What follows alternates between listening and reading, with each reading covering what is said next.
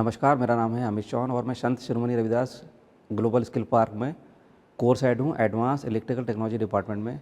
जैसा कि आप जानते हैं, SSR global skill park Bharat का एकमात्र मल्टी स्किल में शिक्षा देने वाला संस्थान है, जिसमें छात्रों को बेसिक से लेकर एडवांस टेक्नोलॉजी के बारे में प्रशिक्षण दिया जाता है ताकि वो ग्लोबल लेवल पर कॉम्पीट कर सकें।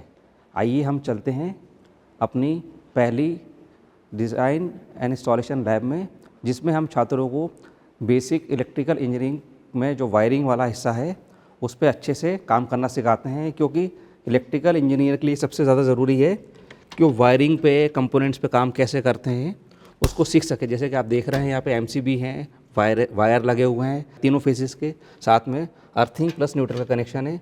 तो बच्चा इन बोर्ड्स के, जो ये बोर्ड्स और हमारे जो टर्मिनेशन बोर्ड्स हैं और जो आप वायरिंग स्टेशन देख रहे हैं, ये वर्ल्ड स्किल स्टैंडर्ड के हिसाब से बनाए गए हैं।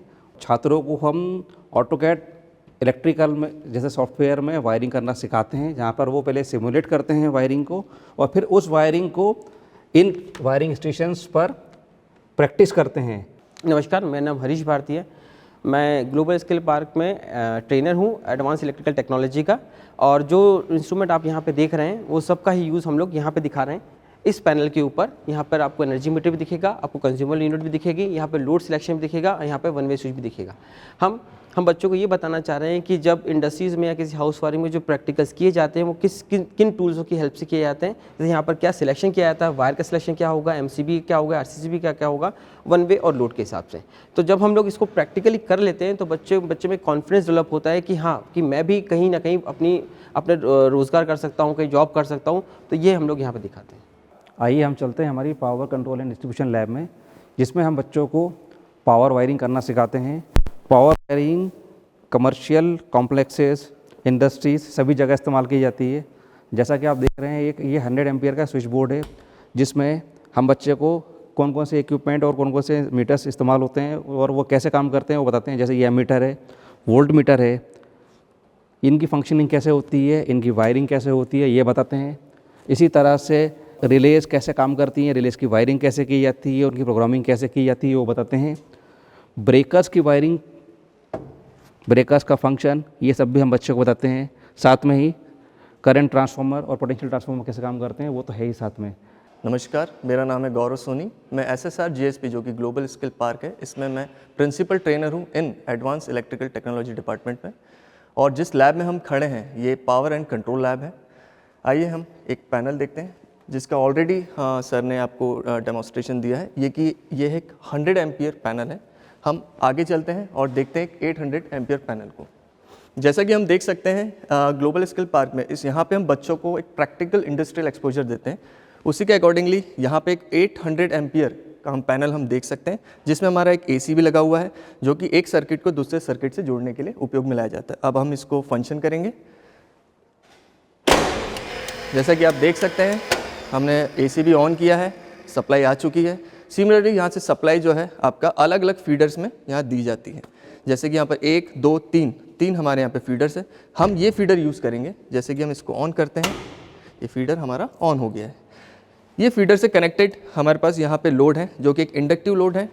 इंडक्टिव लोड जो है जब सप्लाई में जाता है तो ये पावर फैक्टर में कुछ वेरिएशंस लाता है। उस वेरिएशन को कंट्रोल में रखने के लिए हमारे पास एक automatic power factor correction system है जिसका हम उपयोग करेंगे।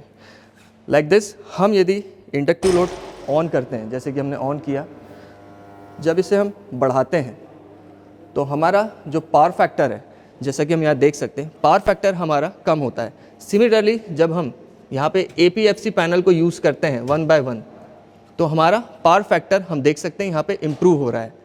धीरे करके लाइक दैट हम अपना पावर फैक्टर जैसे 0.2 से हम 0.9 तक ले जा सकते हैं, जो कि यूनिट पावर फैक्टर है। आइए हम चलते हैं हमारी motor control and drives lab में। जैसा कि motor control and drives lab को आप देख रहे हैं, इसमें सभी तरह के स्टार्टर्स रखे गए हैं ताकि बच्चे को बेसिक ऑपरेशन सिखाया जा सके। स्टार्टिंग एक बहुत बड़ा इंपॉर्टेंट प्रोसेस है जो कि इंडस्ट्री में यूज़ होता है बड़े बड़े मोटर्स को जलने से बचाने के लिए। तो हम जो बच्चे को बताते हैं, हम शुरू करते हैं कि डायरेक्ट ऑनलाइन स्टार्टर क्या होता है, स्टार डेल्टा स्टार्टर क्या होता है, उसके बाद सॉफ्ट स्टार्टर और वेरिएबल फ्रीक्वेंसी ड्राइव। अगर आप देख रहे हैं तो ये वायरिंग की गई है और ये हमारे एक छात्र ने ही वायरिंग की है। डायरेक्ट ऑनलाइन स्टार्टर की, जिसमें आप देख सकते हैं कि जैसे ही हम इसको ऑन करते हैं तो मोटर कितने आसानी से घूम रही होती है और हम आसानी से इसको बंद कर सकते हैं। जबकि अगर स्टार्टर इसमें नहीं लगा होता तो मोटर और ज़्यादा जर्क लेके वाइब्रेट करती। Hello everyone, my name is Amit Kumar Yadav और मैं advance electrical and technology department में ट्रेनर हूं ग्लोबल स्किल पार्क में। आज हम लोग motor and control drive lab में हैं। यहां पर हम देखेंगे ड्यूअल स्टार्टर। इस ड्यूअल स्टार्टर में हम बेसिकली 5 किलोवाट तक के मोटर को स्टार्ट करने के लिए ये कॉन्ट्रैक्टर और एमसीबी बेस्ड स्टार्टर बनाते हैं। जैसा कि आपको दिख रहा है, हम बटन ऑन करेंगे तो ये मोटर स्टार्ट होगी और रेड बटन प्रेस करने पे मोटर ऑफ हो जाती है। इसके अलावा साथ ही साथ हमारे पास एक फॉरवर्ड रिवर्स स्टार्टर भी होता है। यहाँ पर हम मोटर को फॉरवर्ड और रिवर्स दोनों डायरेक्शन में रोटेट कर सकते हैं। इस ऑपरेशन को करने के लिए हम एक एक्सटर्नल कॉन्टैक्टर यूज़ करते हैं। तो इस पैनल के थ्रू आप इस control wiring as well as आप इसकी पावर वायरिंग दोनों आप सीखते हैं। जैसा कि आपको दिख रहा, आपने बटन प्रेस किया, मोटर स्टार्ट हो गई क्लॉकवाइज डायरेक्शन में। इसके बाद हम इसको ऑफ करेंगे, मोटर स्टॉप हुई and then again second button press करने पे ये मोटर एंटी क्लॉकवाइज रोटेट होने लगी। तो इस तरीके से हम इन दोनों पैनल्स के थ्रू मोटर की control wiring as well as power wiring दोनों सीखते हैं। इस सेटअप को हम 5 किलोवाट तक के मोटर के लिए यूज़ कर सकते हैं। अगर हमें इससे ऊपर की मोटर के लिए जाना है तो हम प्रिफर करते हैं कि हम सॉफ्ट स्टार्टर या VFD वेरिएबल फ्रिक्वेंसी ड्राइव को यूज़ करें। यहाँ पर हमारे पास सीमेंस की सिनेमिक V20 ड्राइव है 2.2 किलोवाट की। जैसा कि मैंने आपको बताया, ड्यूअल स्टार्टर के थ्रू हम मोटर की केवल को स्टार्ट ऑन ऑफ कर सकते हैं, लेकिन इस VFD को यूज़ करके हम मोटर की स्पीड फ्रिक्वेंसी को भी कंट्रोल कर सकते हैं। जैसा कि आपको दिख रहा है, मैंने यहाँ बटन प्रेस किया और ये मोटर स्टार्ट हो गई और साथ ही साथ इस बटन को प्रेस करने पे हम इस मोटर को एट ए टाइम फॉरवर्ड या रिवर्स दोनों ऑपरेशन कर सकते हैं।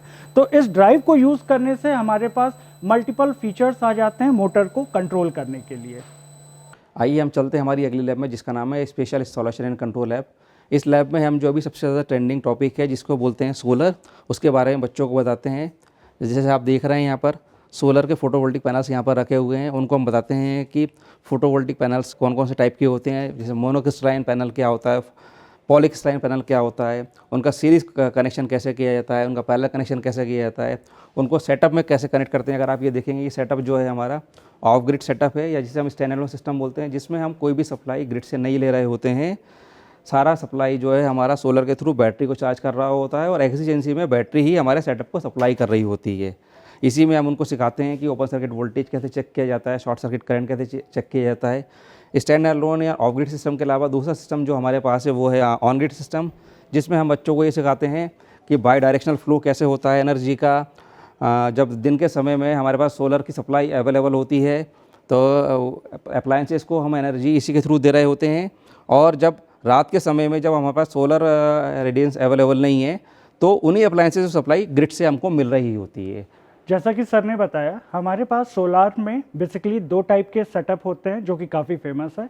एक होता है हमारे पास फोटोवोल्टिक ग्रिड टाइप सिस्टम और दूसरा होता है हमारे पास सोलार स्टैंड अलोन सिस्टम। तो इस ग्रिड टाइप सिस्टम में हम क्या करते हैं कि सोलर पैनल की सप्लाई के साथ साथ हमारे पास ग्रिड की भी सप्लाई अवेलेबल होती है। ये नॉर्मली इस टाइप का ये जो सिस्टम है हम नॉर्मली अपने घरों में यूज़ करते हैं, जहाँ पर हमारे पास ग्रिड की भी सप्लाई अवेलेबल होती है। तो जब हमारे पास दिन में सोलार का कनेक्शन होता है, सोलार से सप्लाई आ रही होती है, तो हम उस वक्त अपने सारे लोड को चला रहे होते हैं, और रात में जब सोलार से सप्लाई अवेलेबल नहीं होता है तो उस वक्त ग्रिड से आ रहा सप्लाई लोड को जाता है और इस तरीके से हमारा लोड ऑपरेट हो रहा होता है दिन में भी और रात में भी। इसके बाद हम देखते हैं स्टैंड अलोन सिस्टम। ये है हमारा फोटोवोल्टिक स्टैंड अलोन सिस्टम। इस सिस्टम में हमारे पास कोई ग्रिड सप्लाई नहीं होती है, बट यहाँ पर हम बैटरी का भी सेटअप यूज़ कर सकते हैं। जैसा कि ग्रिड टाइप सिस्टम में मैंने बताया, वहाँ पे ग्रिड सप्लाई और सोलार है, साथ ही साथ वहाँ बैटरी सप्लाई भी होती है। बट स्टैंड अलोन सिस्टम में हमारे पास सोलार से सप्लाई आ रहा होता है और बैकअप के लिए हमारे पास बैटरी सप्लाई होता है। जनरली इस टाइप का सेटअप हम वहाँ यूज़ करते हैं जहाँ पे हमारे पास ग्रिड सप्लाई अवेलेबल नहीं होता है, तो वहाँ पर इस टाइप के सेटअप ज़्यादा फेमस होते हैं। यहाँ पे आपको दिख रहा है कि हम बैटरी से भी सप्लाई दे रहे हैं लोड को, और यहाँ से ग्रिड से भी सप्लाई आ रहा है, और इस तरीके से हम यहाँ पर इस लोड को ऑपरेट कर रहे हैं। आइए हम चलते हैं हमारी अगली लैब में, जिसका नाम है इंटेलिजेंट बिल्डिंग सिस्टम लैब। इस लैब में हम बच्चों को स्मार्ट होम या स्मार्ट बिल्डिंग का कॉन्सेप्ट समझाते हैं। स्मार्ट होम या स्मार्ट बिल्डिंग का कॉन्सेप्ट क्या है, इसमें अप्लाइंसेस कैसे कनेक्ट किए जाते हैं, इसमें कौन सा प्रोटोकॉल यूज़ किया जाता है। जैसे हम बात करें तो स्मार्ट होम के लिए यूज़ होने वाला ग्लोबली जो प्रोटोकॉल है उसका नाम है KNX। उस प्रोटोकॉल के बारे में पूरी जानकारी बच्चों को दी जाती है। अप्लाइंसेस को कैसे कनेक्ट करते हैं, कैसे ऑन या ऑफ़ करते हैं, किस तरह से उनको लॉजिक डिफाइन किया जाता है, वो सब बताया जाता है। मेरा नाम रौनक चौधरी है और मैं Sant Shiromani Ravidas global skill park में इलेक्ट्रिकल डिपार्टमेंट में ट्रेनर हूँ और इस लैब का इंचार्ज भी हूँ। जैसा कि सर ने बताया कि एक होम ऑटोमेशन ट्रेनिंग सिस्टम है जिसमें हम बच्चों को KNX प्रोटोकॉल पे होम ऑटोमेशन पे नंबर ऑफ इनपुट्स और आउटपुट कैसे कनेक्ट किए जाते हैं, अलग अलग इंस्ट्रूमेंट्स को कैसे ऑपरेट किया जाता है सिंगल पोजीशन से, और कैसे अपने घर की सुविधाओं को बेहतर बनाया जाता है। इस लैब में हम ट्रेनिंग के माध्यम से ये सब चीज़ें सिखाते हैं। इसके साथ ही हमारे पास एक PLC सिस्टम है जिसमें हमारे पास सीमन का लोगो PLC लगा हुआ है। इस PLC में प्रोग्रामिंग करने के लिए हमने लोगोसॉफ्ट सॉफ्टवेयर यूज़ किया है, जहां बच्चों को हम लैडर लॉजिक्स कैसे बनाते हैं, PLC में कनेक्शंस कैसे करते हैं, इनपुट आउटपुट कैसे कनेक्ट किया जाता है, इन सभी चीज़ों के बारे में जानकारी देते हैं। साथ में जानकारी के साथ साथ उन्हें प्रोग्रामिंग में भी एक्सपर्ट बनाते हैं। ये हमारा एक DCS सिस्टम है जिसका मतलब होता है डिस्ट्रीब्यूटेड कंट्रोल सिस्टम, जिसमें हमारे जो कंट्रोल एलिमेंट होते हैं वो सेंट्रलाइज ना हो के अलग अलग पार्ट्स में थ्रू आउट द सिस्टम फैले हुए होते हैं। इस सिस्टम पे हम बच्चों को DCS की ट्रेनिंग देते हैं, जहाँ पे हम इसकी प्रोग्रामिंग करना, HMI की प्रोग्रामिंग करना और जो एलिमेंट्स का हम कैसे यूज़ कर सकते हैं, इन सभी चीज़ों की जानकारी प्रदान करते हैं।